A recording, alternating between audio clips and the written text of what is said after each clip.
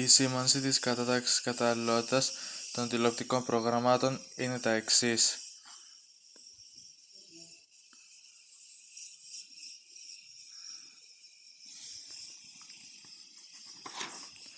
Κάπα, κατάλληλο για όλους. 8. Κατάλληλο για άνω των 8 ετών. 12. Κατάλληλο για άνω των 12 ετών. 16. Κατάλληλο για άνω των 16 ετών. 18. Κατάλληλο για άνω των 18 ετών. Η σήμανση της κατάταξης καταλληλότητας 12, 16, 18 φέρουν επιπλέον 4 κατηγορίες εξαρτήσεων τηλεοπτικών προγραμμάτων. Βία.